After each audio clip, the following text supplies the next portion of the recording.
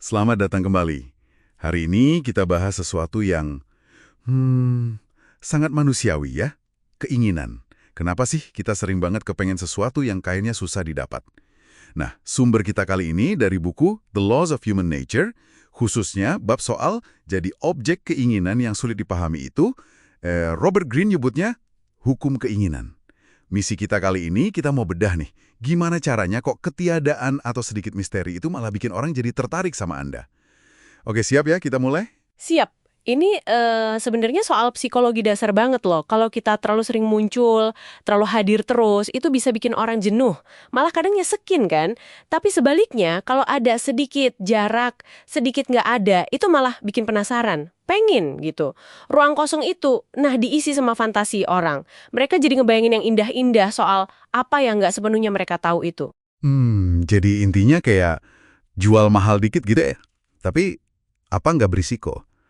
Atau kesannya manipulatif gitu. Soalnya kan kalau kita selalu ada, konsisten, itu kan penting ya, buat bangun hubungan atau citra. Nah, pertanyaan bagus. Konsistensi itu penting, betul. Tapi kalau terlalu gampang ditebak, itu malah bisa bikin gairahnya hilang. Maksudnya ketidakadaan strategis di sini itu bukan ngilang total ya, tapi bikin sedikit ketidakpastian aja. Jadi pas Anda nggak selalu ada atau nggak gampang ditebak gitu, orang jadi mikir, dia kemana ya? Atau lagi ngapain ya? Nah, itu menciptakan nilai lewat kelangkaan. Itu tarikan pertamanya, mundur dikit buat mancing penasaran. Oke, menarik. Kayak contohnya Coco Channel ya. Itu kan strateginya, wah, lawan arus banget pada masanya. Dia malah biarin desainnya ditiru, bahkan kayak ngundang orang buat niru. Loh, kok nggak takut eksklusivitasnya hilang? Bukannya itu inti brand mewah? Nah, justru itu jeniusnya. Channel tuh paham banget. Dengan dia biarin desainnya nyebar, bahkan lewat tiruan, dia itu mengubah dirinya. Bukan lagi sekedar desainer, tapi jadi simbol. Simbol aspirasi ya? Simbol aspirasi. Dia nggak jualan baju doang, tapi jualan gagasan. Gagasan soal kebebasan, modernitas, ya sedikit pemberontakan lah sama aturan kaku zaman itu. Dia maunya bukan semua orang punya channel asli, tapi semua orang pengen apa yang diwakili channel. Itu langkah kedua. Bikin diri kita asosiasi sama ide baru, berani, atau ya sedikit terlarang gitu. Oke, jadi setelah bikin misteri, terus jadi simbol, ada lagi strategi kontras. Kayak John F. Kennedy lawan zamannya Eisenhower. Gimana tuh dia pakainya? Gini, era Eisenhower itu kan identik sama kemapanan ya, figur bapak bangsa yang tenang tapi mungkin agak kaku gitu setelah perang. Nah, Kennedy muncul sebagai kebalikannya. Muda, energik banget, karismatik, nawarin new frontier. Sesuatu yang baru. Dia nawarin perudahan, semangat, harapan. Itu kontras banget sama citra yang lebih tua, lebih konservatif. Ini nyentuh keinginan orang banyak, apalagi anak muda kan. Pengen sesuatu yang seger, beda dari yang biasa. Jadi kontras sama yang biasa aja udah menarik gitu. Iya sih. Nah, dari sekedar bikin orang tertarik, lompatannya jauh nih ke strategi berikutnya. Janjiin yang mustahil.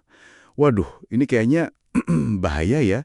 Kasus South Sea Bubble di Inggris abad 18 itu contohnya. Tepat sekali, itu contoh klasik banget. Gimana janji untung gede dan gampang waktu itu kan skema John Blunt buat lunasin utang negara bisa bikin orang jadi gila bareng-bareng. Keinginan buat dapat jalan pintas kaya raya itu kuat banget, sampai logika dikesampingin. Yang seru tuh nularnya itu loh. Dari Raja George I, anggota parlemen, sampai rakyat biasa semua ikut. Gila ya. Bahkan Sir Isaac Newton, simbol logika dan sains itu ikut ke bawah arus terus rugi gede. Ini nunjukin banget ya betapa kuatnya tarikan keinginan sesaat itu. Bahkan buat orang yang paling rasional sekalipun. Nah terus hubungannya buat kita sehari-hari gimana nih? Ya kita semua rentan lah.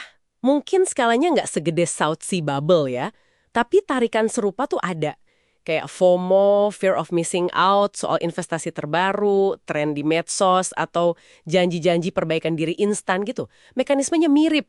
Keinginan sesaat bikin kita lupa gambaran besar sama risiko jangka panjangnya. Obatnya, ya latih kesadaran diri.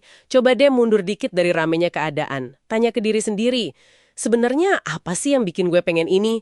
Ini nyambung nggak sama tujuan jangka panjang gue? Kadang-kadang nggak ikut-ikutan itu justru langkah paling pinter. Perlu latihan emang.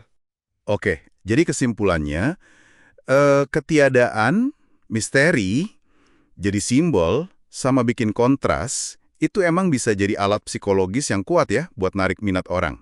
Tapi, ya kayak pedang bermata dua gitu. Janji-janji muluk yang mainin keinginan bisa bahaya banget kalau nggak dibarengi akal sehat. Betul sekali. Sadar akan kecenderungan alami kita buat pengen apa yang kelihatannya jauh atau eksklusif, itu langkah pertama. Langkah keduanya, ya melatih perspektif. Kemampuan buat lihat lebih jauh dari godaan sesaat. Jangan sampai keseret arus fantasi, entah itu bikinan orang lain atau diri sendiri. Kuncinya di keseimbangan. Nah, sebagai penutup nih, coba Anda renungkan ini buat dibawa pulang. Seberapa sering sih Anda fokus ke rumput tetangga? Maksudnya, apa yang orang lain punya atau tawarin? Sampai lupa sama nilai dari apa yang udah ada di halaman Anda sendiri. Pas Anda lagi pengen banget sesuatu yang jauh atau susah diraih, coba deh tanya. Yang Anda kejar itu beneran barangnya? Atau jangan-jangan cuma perasaan dan fantasi yang Anda tempelin ke barang itu?